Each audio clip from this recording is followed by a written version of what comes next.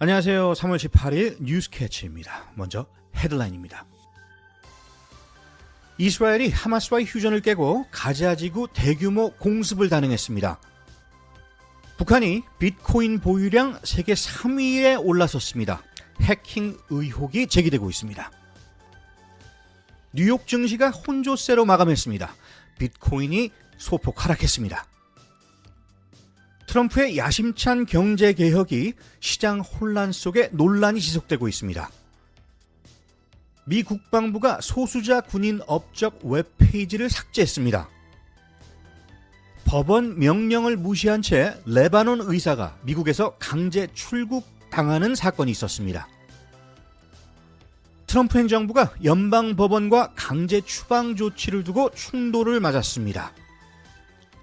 무국적 한인 입양인 18,000명이 시민권 취득에 어려움을 겪고 있습니다. 미국 전역을 강타한 토네이도와 산불에 의해 사망자 수가 42명으로 늘어났습니다. 미국에서 7년 만에 또 다른 치명적 조류 독감이 발생해 확산이 우려되고 있습니다. 로버트 F. 케네디 주니어가 백신 안전성 논란 발언을 이어가고 있습니다. 메디케이드 예산 삭감 논란에 중독 치료가 위기를 맞았습니다. 미국 성인 7%가 총기 난사 현장 경험이 있어 심리적 고통을 호소하고 있습니다. 지금까지 헤드라인이었습니다. 네, 오늘 첫 소식입니다. 이스라엘이 하마스와의 휴전을 깨고 가자 지구에 대규모 공습을 감행했습니다. 현지에서는 민간인 사상자가 급증하면서 참담한 상황이 이어지고 있는데요. 자세한 소식 에밀리 기자 연결해 보겠습니다. 네, 이스라엘의 공습으로 가자 지구는 다시 전쟁의 공포에 휩싸였습니다. 가자 보건부는 이번 공격으로 최소 413명이 사망했다고 밝혔으며 이 가운데는 여성과 어린이도 포함되어 있습니다.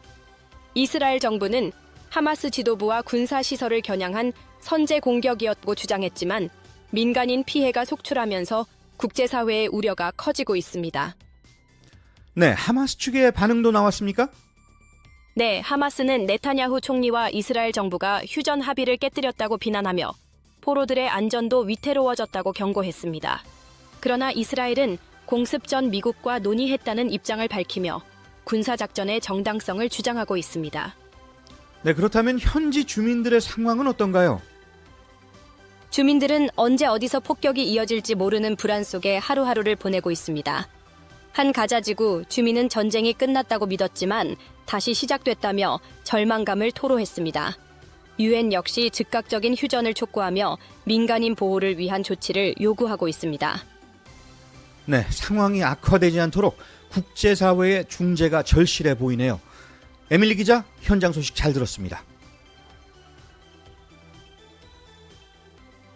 북한이 해킹 조직을 동원해 가상화폐를 탈취해왔다는 의혹 속에서 현재 비트코인 보유량이 전 세계 3위를 기록했다는 분석이 나왔습니다. 세계 최대 가상화폐 거래소 바이낸스와 가상화폐 데이터 업체 아크햄 인텔리전스에 따르면 북한의 해킹 조직 라자루스는 약 11억 4천만 달러 규모의 13,562개의 비트코인을 보유 중인 것으로 추정됩니다. 이는 미국과 영국에 이어서 세 번째로 많은 수준입니다. 어제 미국 증시는 상승세로 마감했습니다.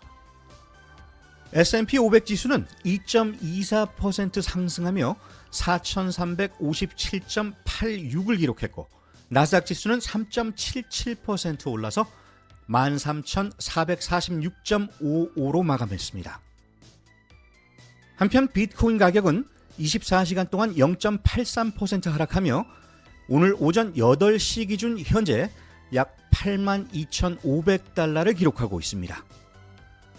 최고가는 84,705달러, 최저가는 82,019달러로 등락을 거듭했습니다.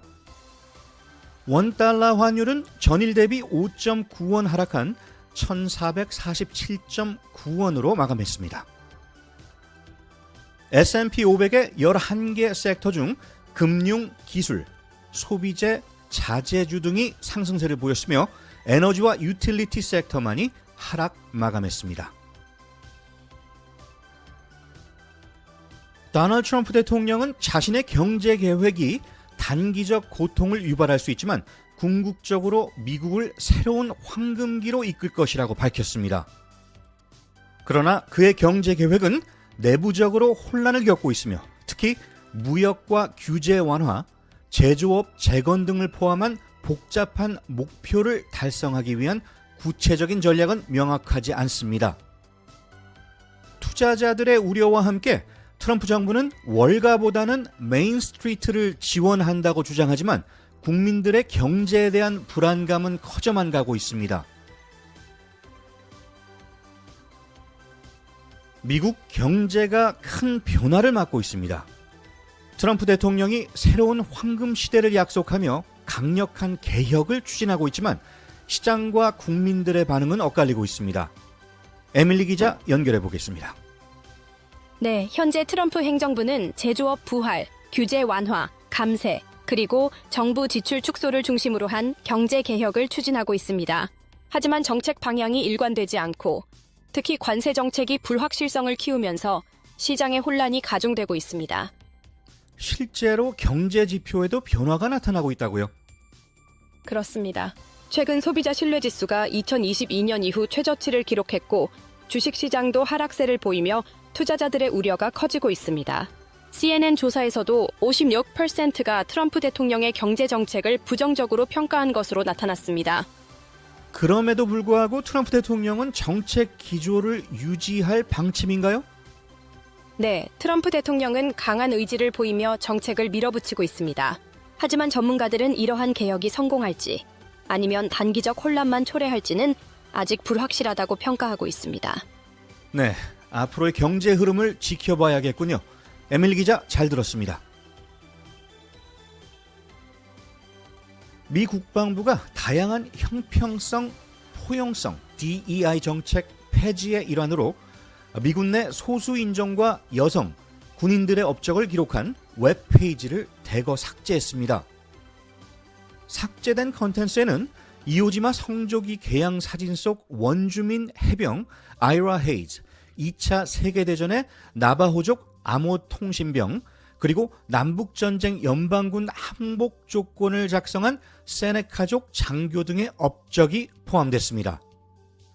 펜타곤은 삭제 조치가 트럼프 행정부의 지침을 따른 것이라면서 정당성을 주장했지만은 역사적 기여를 인종과 분리할 수 없다는 비판이 커지고 있습니다. 로드아일랜드주 브라운 대학 의대 조교수인 레바논 출신의 라샤 알와이에야 박사가 법원의 출국 금지 명령에도 불구하고 레바논으로 강제 출국되었습니다. 알와이에 박사는 2018년부터 미국에서 비자를 소지하고 일해왔으며 최근 레바논에서 친척을 만나고 돌아오던 중 공항에서 체포되었습니다. 그녀의 출국은 도널드 트럼프 행정부의 강경 이민 정책 하에서 이루어졌으며 법원은 이번 사건에 대해 조사를 진행 중입니다. 트럼프 행정부가 전시권한법을 근거로 대규모 이민자 강제 추방을 단행해 논란이 커지고 있습니다. 연방법원이 이를 제지하려 했지만은 정부는 법원 명령을 따르지 않았다는 의혹이 제기되며 법적 갈등이 심화되고 있습니다. 자세한 내용 에밀리 기자가 보도합니다. 트럼프 행정부는 지난 금요일 1798년 제정된 외국 적대 세력법을 근거로 베네수엘라 출신 이민자들을 강제 추방했습니다. 전시의 적국 국민을 추방할 수 있는 법안으로 제2차 세계대전 이후 거의 사용되지 않았습니다. 연방판사는 추방 중단 명령을 내렸지만 일부 이민자들의 송환은 이미 진행된 것으로 전해졌습니다. 정부는 법적 절차를 준수했다고 주장했지만 인권단체들은 충분한 심사 없이 추방이 이루어졌을 가능성을 우려하고 있습니다. 아울러 정부는 추방 조치를 막은 연방판사의 사임을 요구하며 법원과의 갈등을 심화시키고 있습니다. 법률 전문가들은 정부의 법원 무시는 권력 분립을 위협하는 심각한 문제라고 지적합니다. 이번에 강제 추방된 이민자들은 어디로 보내졌습니까? 이민자들은 엘살바도르로 송환되었으며 트럼프 대통령이 갱단원으로 지목한 137명을 포함해 총 261명이 강제 추방됐습니다. 엘살바도르의 나이브 부켈레 대통령은 이들을 대형 교도소에 수감했으며 미국이 수감 비용을 부담할 것이라고 밝혔습니다. 인권단체들은 이민자들이 법적 보호 없이 송환됐을 가능성과 열악한 교도소 환경에 대해 우려를 표하고 있습니다. 연방 판사의 명령에도 불구하고 트럼프 행정부가 강경한 이민 정책을 이어가고 있는 모습입니다. 이에 대한 법적 논쟁과 국제사회의 반응도 주목됩니다. 에밀리 기자, 고맙습니다. 트럼프 행정부의 강경 반이민 정책으로 18,000여 명의 한인 입양인들이 무국적 상태로 추방 위기에 처해 있다는 우려가 제기됐습니다. 이들은 어린 시절 미국으로 입양되었지만 시민권 취득 절차를 모르거나 서류 미비로 인해 시민권을 받지 못한 상태입니다.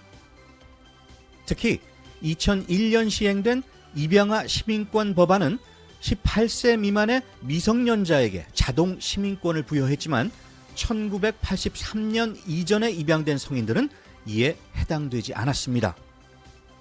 무국적 입양인 문제 해결을 위한 법안은 매년 상정되고 있지만 통과되지 못하고 있으며 이들의 현실을 개선하려는 노력이 이어지고 있습니다. 미국 전역을 강타한 토네이도와 산불, 먼지 폭풍으로 인해 큰 피해가 발생했습니다. 현재까지 최소 42명이 목숨을 잃었고 수백 개의 건물이 파괴된 것으로 확인됐습니다. 자세한 소식 에밀리 기자 연결합니다. 네, 미수리에서는 EF3급 토네이도가 시속 140마일의 강풍을 동반하며 최소 12명의 사망자가 발생했습니다. 이외에도 캔자스, 미시시피, 아칸소 등 여러 주에서 인명피해가 속출하고 있으며 오클라호마에서는 산불로 인해 약 17만 에이커가 불길에 휩싸였습니다. 피해 복구 작업도 한창 진행 중일 텐데요. 정부 차원의 대응은 어떻게 이루어지고 있습니까? 네, 도널드 트럼프 대통령은 피해가 컸던 아칸소에 국가방위군을 투입하겠다고 밝혔습니다. 또 미 기상청은 강풍과 낮은 습도로 인해 화재 위험이 계속될 것으로 보고 오클라호마, 텍사스 등 여러 주에 레드 플래그 경보를 발령했습니다. 피해 지역에서는 구조 작업과 복구가 동시에 진행되고 있으며 주민들은 당국의 추가 경보에 촉각을 곤두세우고 있습니다. 네, 하루빨리 피해 복구가 이루어지길 바랍니다. 네, 지금까지 뉴스캐치 에밀리 기자였습니다. 미국에서 2017년 이후 처음으로 치명적인 H7N9 조류 독감이 발생했습니다. 이번 감염은 미시시피주 닥수비 지역의 대규모 가금류 농장에서 확인되었으며 4만 7천 마리 이상의 닭이 영향을 받았습니다. 조류 독감은 전 세계적으로 확산하며 가금류 공급을 위협하고 식품 가격 상승을 부추기고 있습니다. 특히 최근 미국에서 퍼지고 있는 H5N1 바이러스는 인간 감염 사례까지 보고되며 우려를 키우고 있습니다. 이에 더해 H7N9 바이러스는 2013년 중국에서 처음 발견된 이후에 전 세계적으로 1,568명 중 616명의 사망자를 기록하며 치명률 39%를 보였습니다. 다행히 사람 간 전파 가능성은 낮다는 것이 세계보건기구의 판단입니다. 미 농무부는 바이러스 확산 방지를 위해서 10억 달러를 투입할 계획입니다. 로버트 F. 케네디 주니어는 최근 플로리다의 한 스테이크하우스에서 홍역 백신이 매년 사망을 초래한다면서 백신의 안전성에 의문을 제기했습니다. 그는 백신을 옹호하기도 했지만 자연 면역과 사망자 수에 관련 언급이 전문가들의 우려를 불러일으키고 있습니다. 이와 동시에 백악관은 백신 안전성에 의문을 제기한 데이브 웰던의 CDC 차장 지명 철회를 결정하며 백신을 둘러싼 정치적 논란이 계속되고 있습니다. 메디케이드의 예산 삭감에 대한 논란이 커지고 있습니다. 민주당은 메디케이드 예산 삭감이 저소득층에게 치명적 영향을 미칠 것이라고 경고하지만 일부 공화당원은 프로그램의 개혁이 필요하다고 주장합니다. 이 논란은 중독 치료와 관련된 지역 사회의 미래를 위협하고 있습니다. 미국에서 성인 7%가 총기 난사 사건 현장을 직접 경험한 것으로 나타났습니다. 최근 볼더 콜로라도대 연구팀은 미국 의학협회 AMA 온라인 저널에 발표한 연구에서 총기 난사 사건이 공공장소에서 4명 이상이 총에 맞은 사건으로 정의된다고 설명했습니다. 조사에 따르면 현장에 있던 사람들 대부분이 심리적 고통을 겪었으며 인종별로는 흑인들이 평균보다 2배 가까이 높은 비율을 보였고 아시아계는 평균의 3분의 1 수준이었습니다. 하지 말아야 할 것을 효율적으로 하는 것보다 더 비생산적인 것은 없다고 합니다. 오늘 하루를 생산적인 하루로 가꾸어 나가는 것이 어떻겠습니까? 뉴스캐치 오늘 소식은 여기까지입니다. 좋은 하루 되시기 바랍니다. 진행의 탑프로였습니다.